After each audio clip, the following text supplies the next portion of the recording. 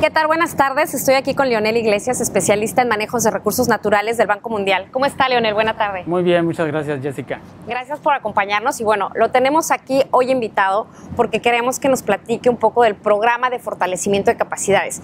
Pero díganos, ¿de qué trata este programa? ¿En qué consiste? Y sobre todo, comentarles que hoy lo estamos retomando esto porque después de 10 años este programa llega a una etapa de conclusión, ¿no? En algún sentido. Pero cuéntenos usted primero de qué trata y luego ya nos va desmenuzando. Este programa de fortalecimiento de capacidades pretende ayudar a las comunidades indígenas, a las organizaciones de la sociedad civil y a las comunidades locales que viven en bosques a entender el tema de reducción de emisiones por deforestación, reducción de emisiones por degradación forestal, que es un tema que los gobiernos de los países en la Convención Marco de Naciones Unidas surge en el año 2007 y que el Banco Mundial retoma para generar pilotos y proponer opciones para operar ese programa.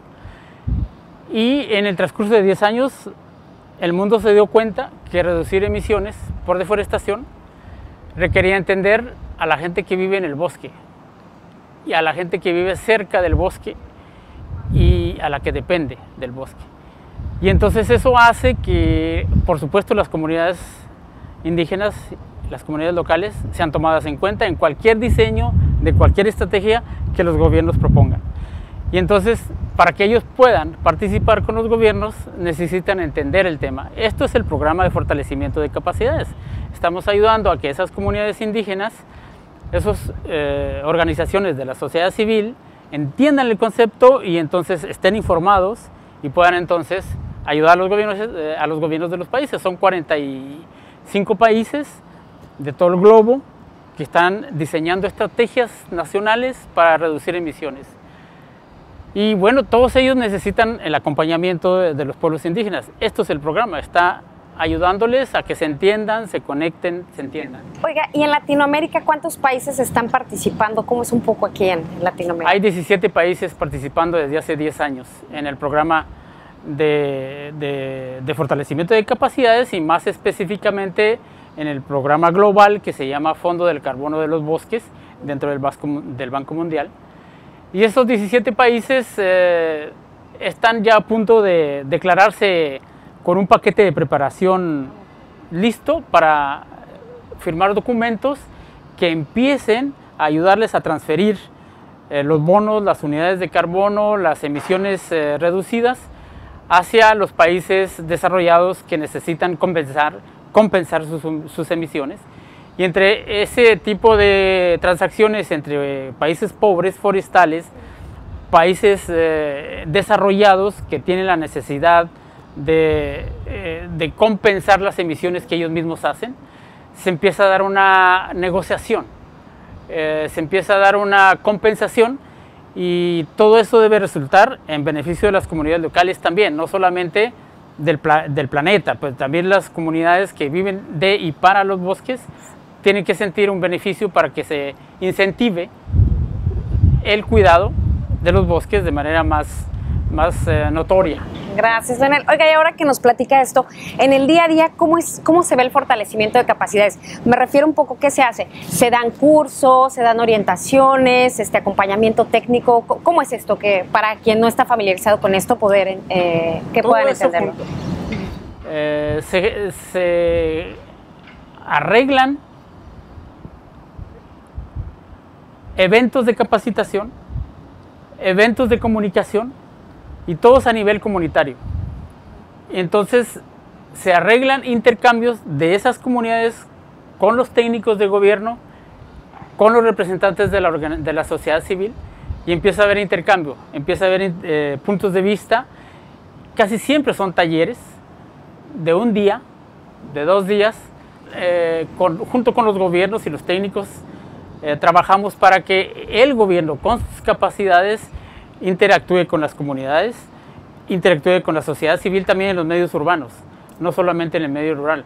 Entonces son talleres, son eventos, son cursos, son muchos, entre ellos mucho intercambio, le llamamos sur-sur, entre comunidades, entre países forestales, entre ellos.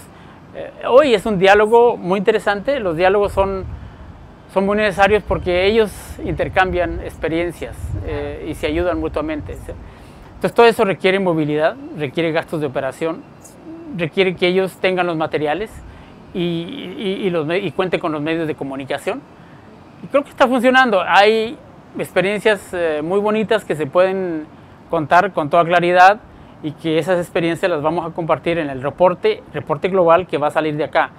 De aquí sale un reporte regional latinoamericano que se conjuga con el reporte regional africano y con el asiático. Y entonces el reporte global se va a presentar en noviembre en República Dominicana y ahí se va a poder consultar las experiencias que se han tenido en 10 años. Estaremos pendientes. Muchas gracias. Ya solo para finalizar, podría ser una pregunta muy obvia, pero es muy importante y más que usted es especialista en este tema. ¿Por qué es importante la conservación de los bosques y evitar pues la degradación de los mismos, ¿no? Y la deforestación?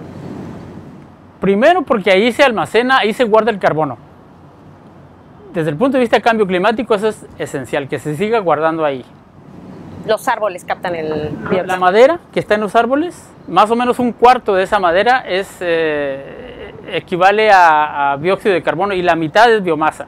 Entonces, usted ve un tronco de madera que pesa 100 kilos, la mitad de esos 100 kilos es agua. La otra mitad es biomasa. La mitad de esos 50 kilos que es biomasa es carbono, aproximadamente. Ese cuarto de carbono del peso de un árbol queremos conservarlo ahí. Y no queremos que se nos convierta en gas. Por eso ni talar ni quemar. Ahora, hay un balance porque el ser humano necesita seguir comiendo, necesita alimentos. Y ahí es donde entra la Estrategia Nacional REDD. Dice, ¿dónde puedes criar ganado, sembrar maíz, sembrar más árboles, conservar árboles que ya están grandes, maduros y bellos, porque aparte es el hábitat de la biodiversidad? Entonces eso tiene que hacerse con planeación y tenemos que encontrar el balance entre todos. ¿Qué tanto producir alimentos? ¿Qué tanto conservar? Esa es la respuesta que cada país tiene que dar y todas son diferentes para cada país. Muchas gracias, Leonel. Ya solo para finalizar, ¿qué significa REDD? Para quienes nos están viendo, sepan qué es reducción de... REDD tiene una R, una E y dos D de dedos. Reducción de emisiones por deforestación y por degradación forestal. Y luego después de eso tiene un signo de más, que son todavía más actividades específicas que significan conservación, manejo forestal y aumento y enriquecimiento del carbono en los bosques. Eso ya entra a detalles muy complicados, pero son 5 actividades que se hacen dentro de ese concepto REDD. Muy bien, espero que en otra plática podamos profundizar en ellos. Pues muchas gracias por acompañarnos, muchas gracias Leonel Iglesias, especialista de manejo de recursos naturales del Banco Mundial. Y bueno, pues como siempre quédense atentos a nuestras pláticas que tenemos con nuestros especialistas para hablar de diversos temas. Muchas gracias, nuevamente gracias Leonel. Gracias. Hasta luego.